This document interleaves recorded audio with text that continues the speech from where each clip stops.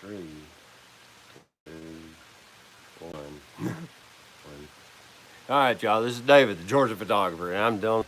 I always do me a countdown because it always seems like I cut off my intro when I start my live streams.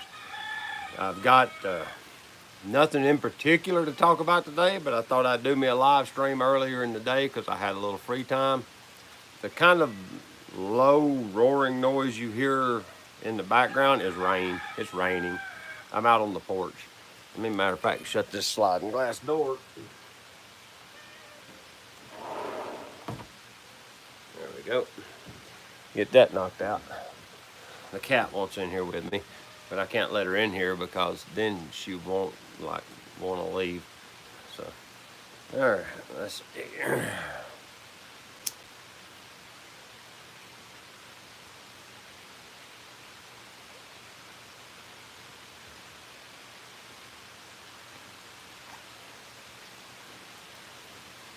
Let some people join in on the stream. If you're here, chime in, let me know. Curious to see who's on here. It doesn't tell me who's in the stream, it just tells me that there is somebody in the stream. And when you make a comment, it does tell me, and there's no comments yet. All right, but I wind up doing most of my streams at night here. Hi, Jacob, how you doing? This stream is for you. Because I wind up doing them late in the evening here, and it puts them at like 2 a.m. in Europe, and I thought, I got some free time right now. I think I'll actually crank up a stream for the people across the Atlantic that like to join in, but don't want to have to, like, you know, commit sleep deprivation to do it. So I've got my new Nikon ZFC. Look, see? Don't look close. Don't like pause the stream and scrub back because you might see that Fujifilm logo. Oh, sorry. I'm just cutting up with Phil because Phil did a stream last night where he unboxed his new ZFC. Yeah, I'm not getting a ZFC. I took inventory the other day, just to be honest with you, and I have 7 camera bodies. 7. I am not buying another camera. I had to say no. Teresa didn't tell me no. She actually didn't tell me no. Her opinion is if I've got the money saved up to buy it, I can have any camera I want. She don't care. But I got to draw the line somewhere, guys. I got 4 Nikon camera bodies, a Fujifilm, and 2 Leicas. It's like, you got to draw the line somewhere, you know? And I was like, no, I'm not getting it. I mean, the XT3 kind of gives me it's not the exact tactile experience that the ZFC will have, but it's so close, in my opinion, that the way I shoot, it's pretty much identical. Now, Phil don't shoot like me. He had an XT3, and he basically set it up like a Nikon with all the functionality was on the wheels.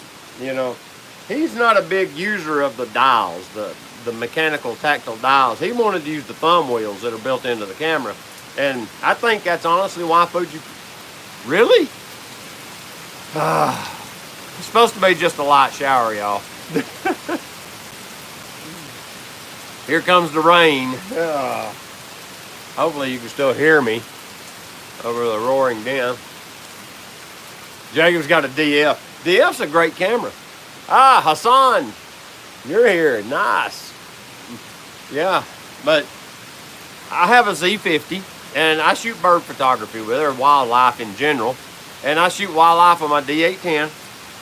I don't really shoot much wildlife with my Z6, even though it works fine for it. But I end up I like the D810 experience. Driving that camera is just pleasurable to me. So that's why I'll never sell my D810. I just like using it. It's just a lot of fun. Hassan waiting for his ZFC to ship. Nice. But yeah, with having the XT3, I'm just not seeing the reason for me to get a ZFC. That's it. I got the Z50, and all the functionality that form factor brings. And then I've got the XT3 and all of the tactile interaction, engagement, whatever that is technically called, where you actually interact with the camera. Since I have both of those in these two cameras, I just can't see myself getting another camera. I mean, 7 is enough. I was kind of surprised when I added it up and I realized I had 7 active cameras. Not to mention all of the film cameras that I have. I have way too many film cameras. Let's see. Grant, how you doing? Carmen Taverna. How do I say your last name? Taverna? Is that it? Is Taverna correct?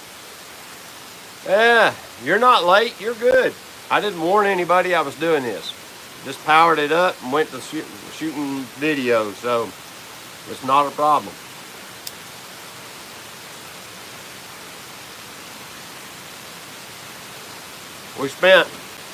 Me and Teresa spent 11 days out west, 10 or 11 days in the Reno, Nevada to Salt Lake City, Utah portion of the west. We took I-80 over one day and stayed over in the Salt Lake City area for 2 days. And the dry air out there, once I got used to it took me about 3 days to get used to it. But once I got used to the dry air, I came back here, and the moment we stepped out of the plane in Atlanta, you step through that little portal to the jet bridge to walk into the airport, and you get that atmospheric air for a split second as you're stepping off the plane. It was like breathing water, like dive into a swimming pool and take a deep breath. There's so much humidity back here. And here it is raining. I mean, look at this. Let's see if y'all can see it.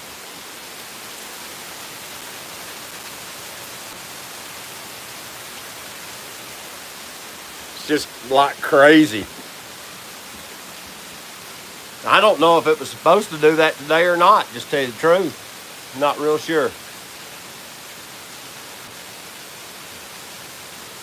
But I'm going to be honest with you. As far as the ZFC goes, what you smoking? I'm smoking an Arturo Fuente. I drew a blank. Chateau Fuente. That's what this is, I believe. Yeah, it's a Chateau Fuente sun-grown wrapper. It's my favorite cigar of all time. I love the Chateau Fuentes because they're mild. I can't handle a strong cigar. I'm not a smoker technically, so I can't handle nicotine. So if you give me one of those Opus X cigars, it'll make me sick. So I rarely, if I smoke an Opus X, I only smoke a little bit of it and then I lay it down. I've learned my lesson the hard way. And these are like the perfect length. I was getting the double Chateaus, which is this cigar but rolled about this long. And honestly, it's too much cigar for me.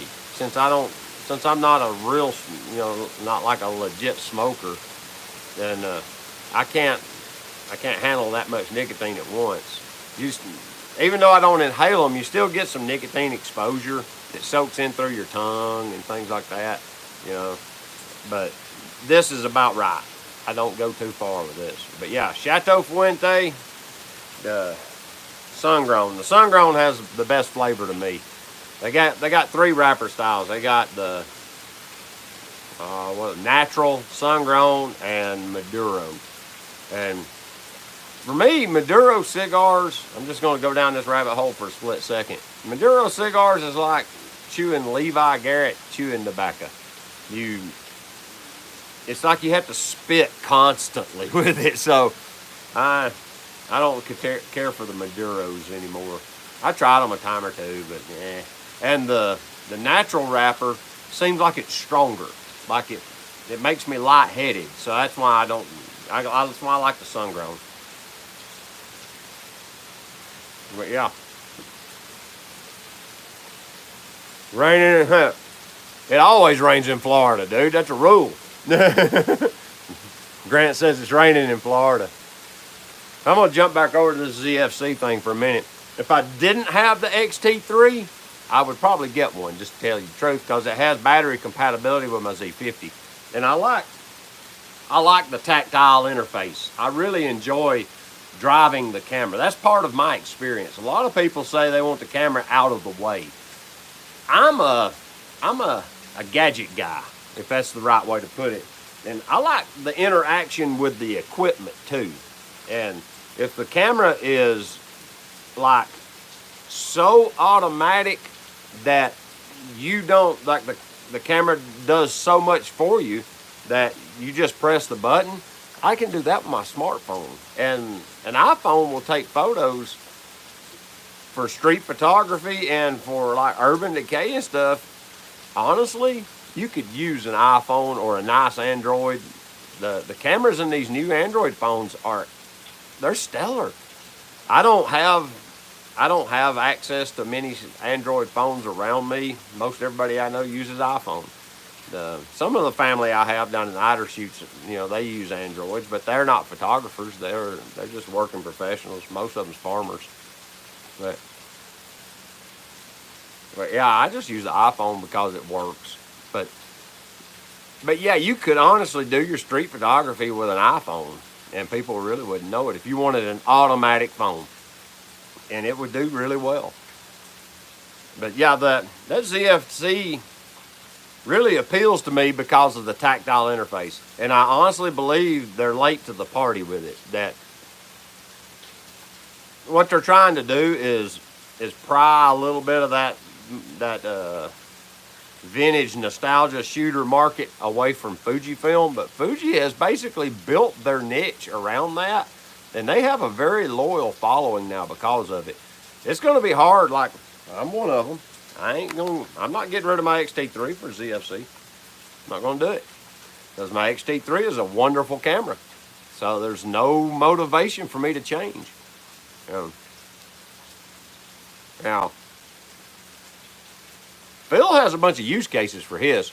I've talked to him extensively back and forth on texting, and it's everything about that camera fits his needs for basically a good vlogging camera. He's been looking for one to use for a vlogging machine that is more compact, because like he's been using his R6 to vlog with at times. That's a big camera. That's like Peter McKinnon and his 1DX. That's some heavy hitter vlogging tools. But he's wanting something a little smaller and a little more compact for that, and this camera will bring all that to him. Plus, it's got the upgraded autofocus.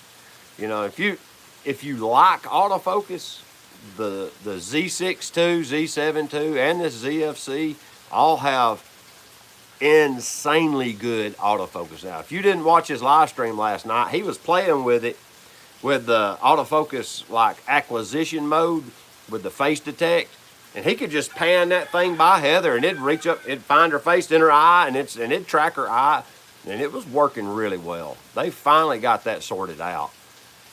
Is it better than Sony's or Canon's even? I don't know, because they're a little behind the curve. Phil will flesh that out in a video for long if I had to guess. But yeah, it's way improved over what it was. Even my Z6 with the latest firmware that I put in it improved the autofocus acquisition dramatically. So yeah, that's a great thing about that. And I like the form factor of the camera. I'll be honest with you. That appealed to me. The size of the camera being nice and compact, and it's not overly big. Now, I don't have my Z50 out here with me. I've held, like the XT3, I'll be honest with you, without the battery grip on it, it's too small. It's just too small, and the grip, you can see, I can tell if I can get the angle right. Yeah, it's hard to tell there, but maybe you can see. Yeah, here you go. You can see it here.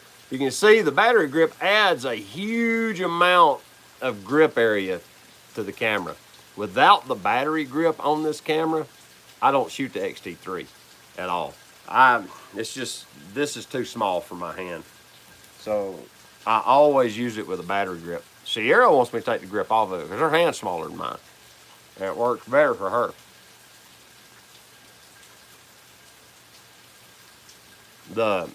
the Leica CL that I shoot a lot. I have a limbs adapter case, half case, whatever. It slides on from the bottom, screws into the threaded socket. That case has a big grip on it, and that's the reason I like that camera so well. The SL2, huge grip. You know, I have a large hand. I mean, that's exaggerating, but you get the idea. Let's see. See it? My fingers fit around my head. But you get the point. Is I like that deep grip area so that it doesn't cramp my hand. Get to work, old man. Bass Angler finally showed up. Let's see. Do you prefer full frame quality? Honestly, at this point in the game, the crop sensor images and the full frame images are almost impossible to tell one from another. I mean, Heather is shooting on a Z50, and when you see her photos after she's edited them, you can't tell if they're full frame or you have to look at the metadata to know. So it's, yeah, I mean, this is a 26 point something megapixel sensor in this camera. The photos coming out of this XG3 are phenomenal. I've given up on that. As far as the sensor tech, it's gotten so good. Yeah, I mean, the only thing that you lose with crop is low light capability. You don't get as good low light performance as you do with a full frame with, you know, the larger photo sites. Like my Z6 performs better in low light than my Z50 or even my XT3 because you have such larger photo sites to collect light with. You know, but that was kind of the downfall of my D810. The reason I got the Z6 is because the D810's low light is kind of crappy, just because it's 36 megapixel. So the photo sites are they're just so much smaller. You do get a lot of resolution. So in the daytime, the D810 it takes stunning photos, and I still shoot it. Well, you guys know, y'all seen the photos. But let's see, I missed a question. Grant asked my thoughts on the Z9. I want to change this angle on the attack a little bit here and lean this over just a touch so I can lean back some. Hola, amigo. ¿Cómo está usted? I can remember a little. I haven't been practicing as much as I should have. I've been doing other things. I've been learning Linux, if you guys want to know. Always learning something. I'll give you a tour of the region. Muy bien, gracias por preguntar. Saludos.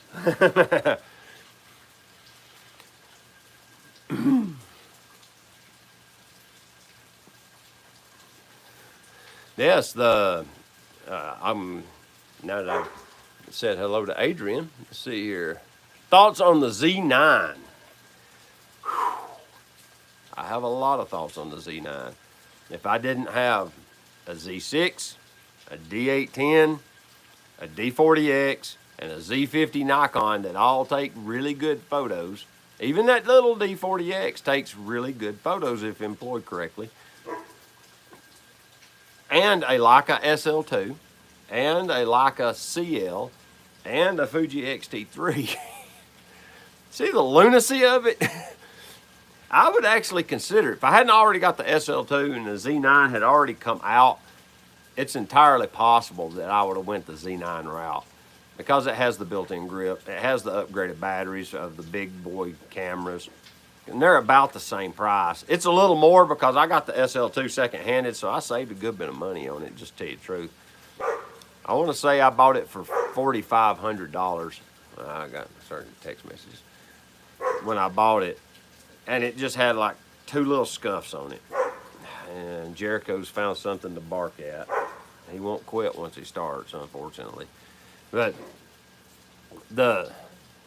yeah, I have yet to buy one of these Leica cameras new. I bought my CL through maybe B&H, maybe KEH, Roberts. I bought it through one of them secondhand, and I got it for like $1,000 off MSRP or retail or whatever, because where the lugs have the little key rings for the strap that had scuffed the paint, And seriously, that's $1,000 scratches on a Leica camera. So you get the camera, and it's kind of like buying a brand new car that has been titled to somebody else.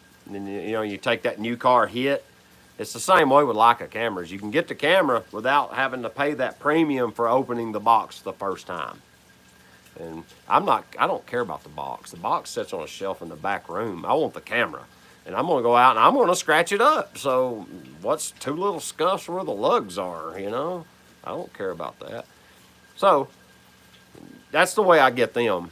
And I save significant dollars that way. But yeah, I would have possibly got a Z9. It's just that price tag, it's going to be over $6,000 when it comes out. I mean, they're all their flagships, always have been. And it won't surprise me if it's $6,200 or something. Even though they've took the whole mirror box assembly and the pentaprisms removed, they'll still charge the same they did for a D5 or a D6 even. It'll be there.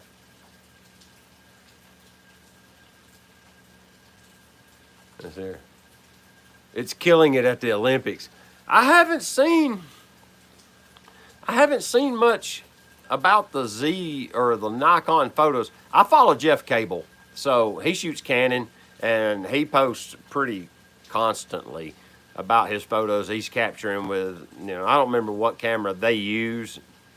He's not really talking about his camera gear much. He's showing more of the pictures. But they draw cameras out of like a armory. It's almost like military when like a unit gets assigned to do a job. They don't keep their weapons on them. They keep them locked in the armory. So they go down and draw weapons, and then they go do the mission. Then they turn the weapons back in, and they store them in the armory. And they're doing the cameras that way at the Olympics, and they have for years, decades even. So you go down there and you draw gear, and you use it, and then you turn it back in. And apparently, Canon's tech services are like cleaning the lenses every day and cleaning sensors and making sure the cameras are tuned up, and they're keeping them in top condition. And apparently you pay for that service, if I had to guess, but I don't know. I've never shot the Olympics. I'm just speculating real hard because I've seen a bunch of photos of like their loaner room and all, and it's just miles of $20,000 camera lenses and stuff.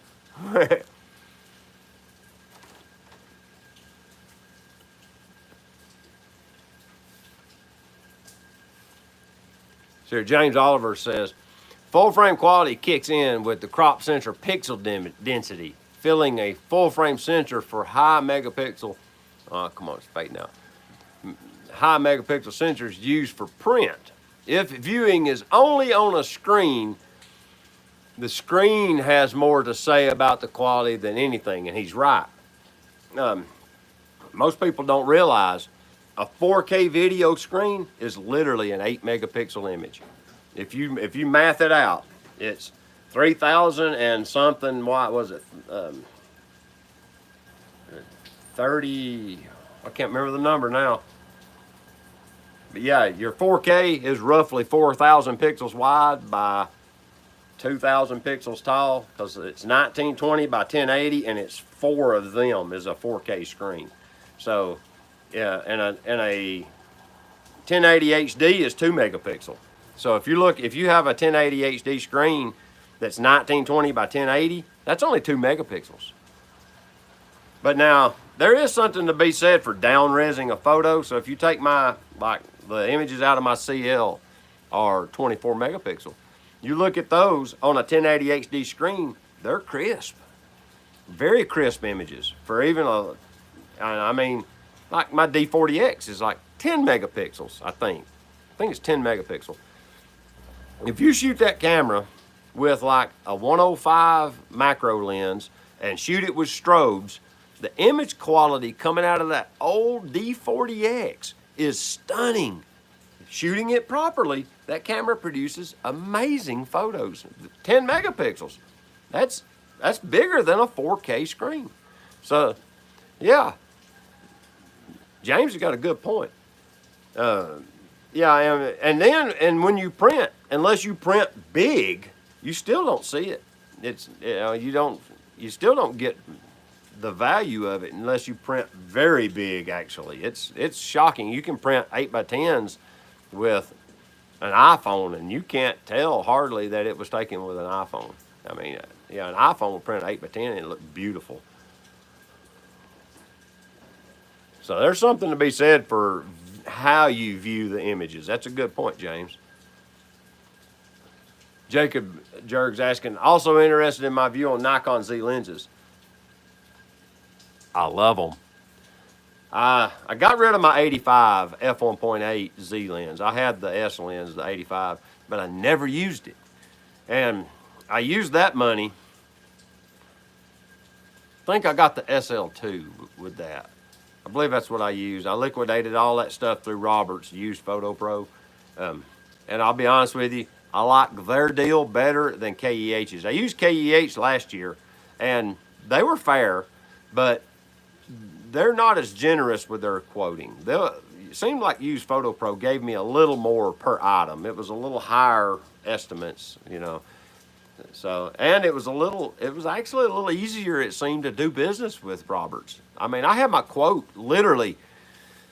If you take good photos and you email them and give them a laundry list of everything you've got, they'll give you a pretty close estimate over the internet with an email in like an hour.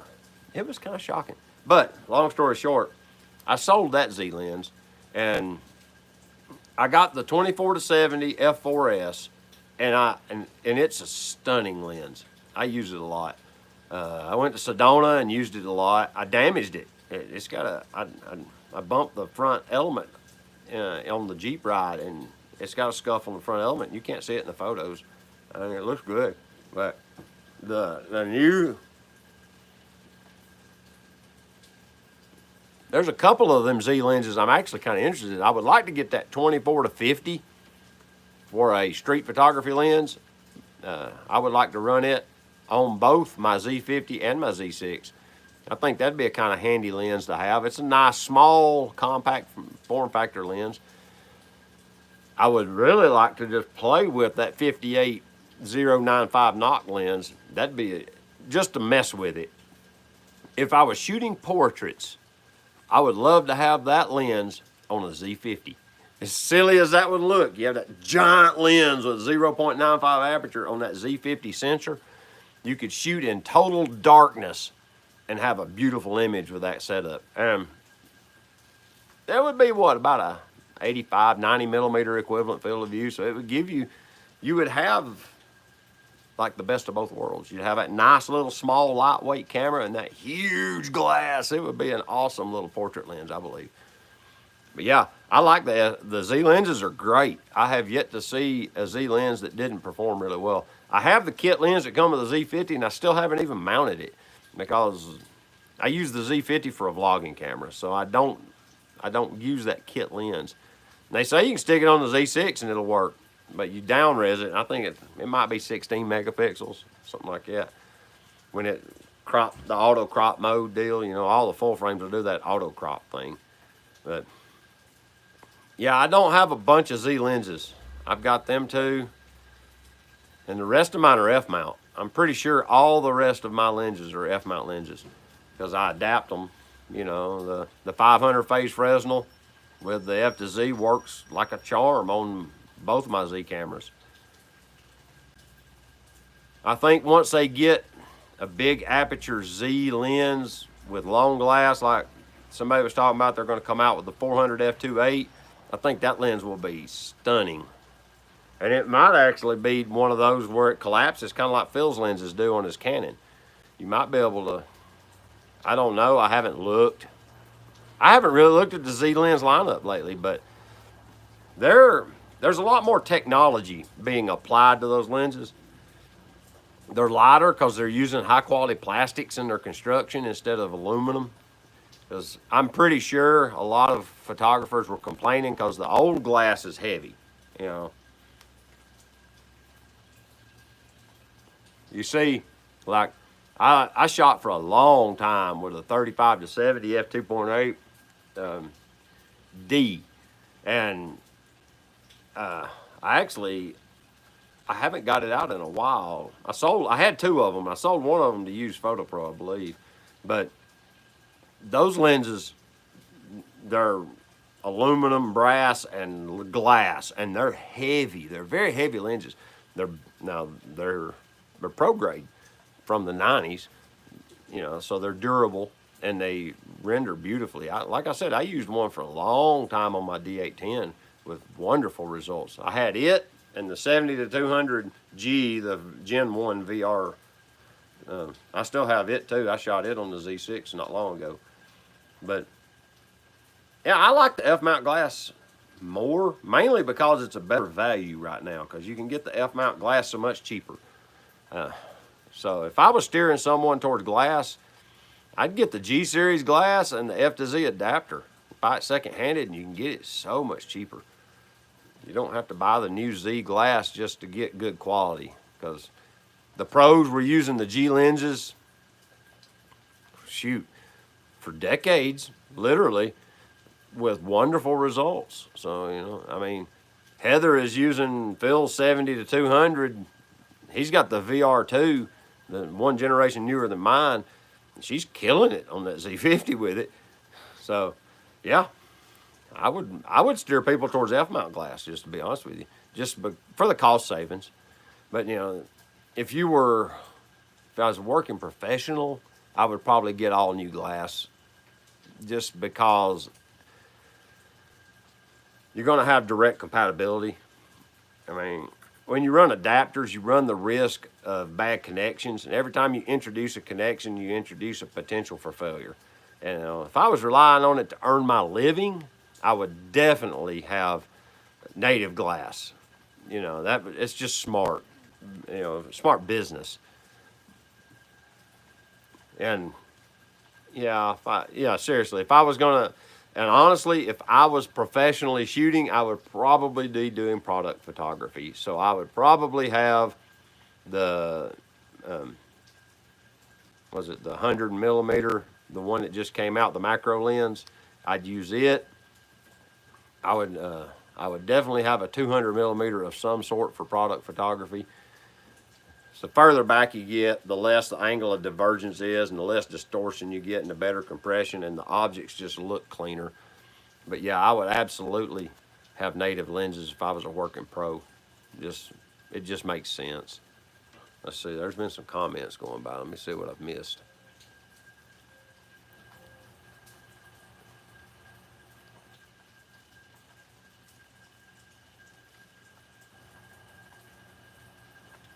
Yeah, Adrian said it best. Any gear out now is actually good enough. That's a good point, Adrian. Very good point. James says, for me, minimum print size should be 16 by 20s. Bigger is better. Better quality, tonal nuances, and midtones.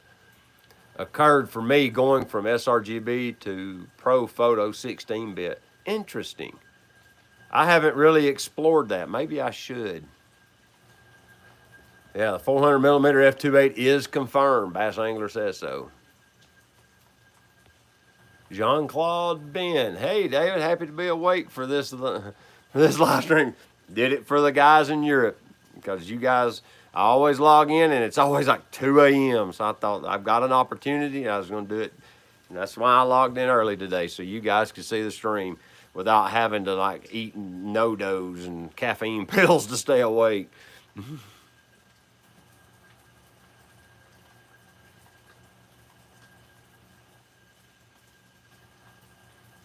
The megapixel race is getting stupid, what Bass Angler said. Woo, yeah, y'all, man, y'all. Let's see here. They're saying it's much better autofocus than the, oh, crap. I hit the wrong button, guys. Okay. It's better autofocus than the A1. Man, they'll have to bring their A game to outperform that Sony A1. That thing's got some stellar autofocus. Let's see what else we got here. I'm happy at 20.9 megapixels. Yeah. Dude, the D500 is a winner. That's a massive camera. They still don't have anything that can compete with it, just to tell you the truth.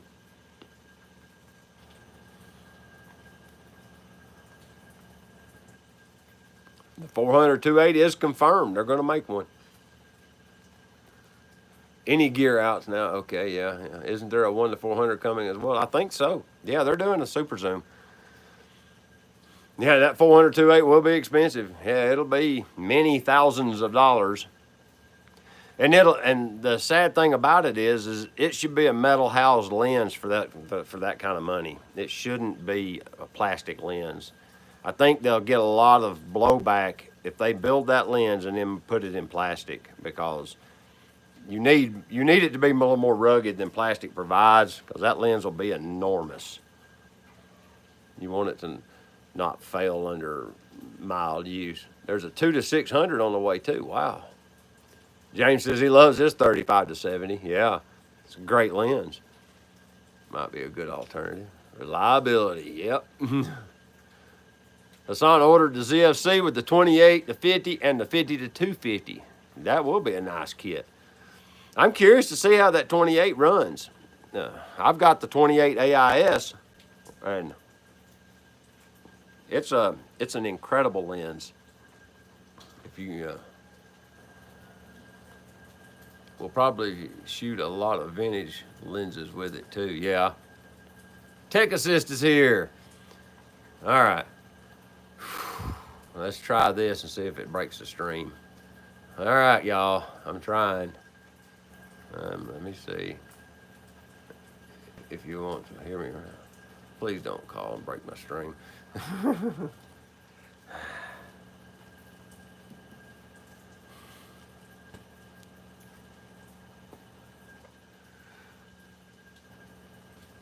It's delayed because of the 28 millimeter in Europe. Wow.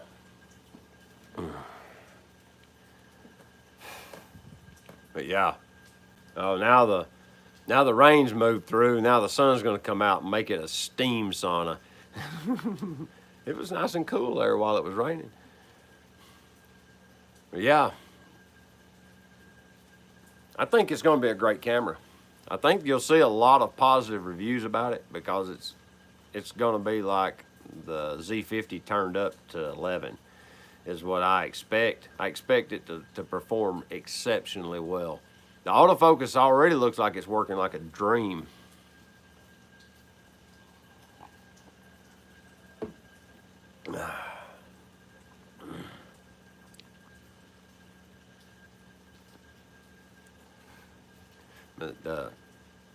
But yeah, my whole goal is to run old lenses, vintage glass. Like, I bought this XT3 and I have the kit lens, and I have never bought another lens for it that's native to the system.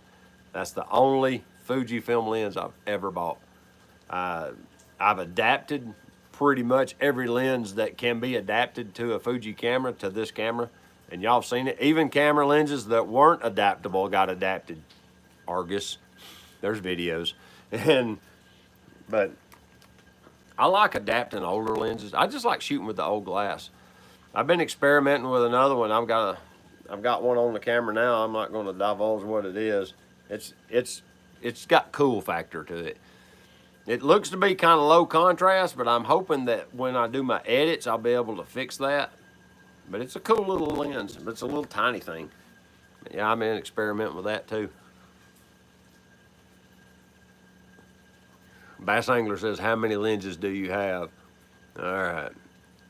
I will be in line for the full frame version. Okay. So, Hassan says he will be in line for the full frame version of the ZFC. They'll probably make one. If it does well, if they sell as well as they're thinking they're going to sell, they'll probably make one.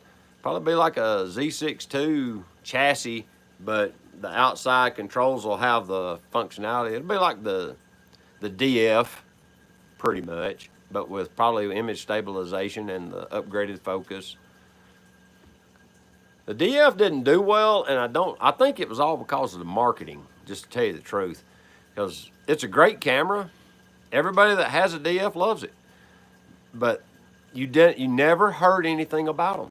It was like they just quietly launched it over here to the side, and it's like, yeah, we make one. That was all they ever really did, because I didn't know it existed until they had stopped production on it. But yeah, it's a neat camera. If you like that style camera, because they did it. It's, you know, it's pretty much a copy of a Nikon F3, I believe, something like that. You know, it's a cool camera.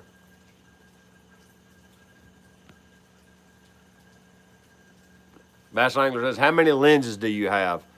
At this point, I don't know. I sold a bunch of them last year to KEH. I sold some more back in the spring to Roberts, and I still have a cabinet full of lenses. I probably have 20 or 30.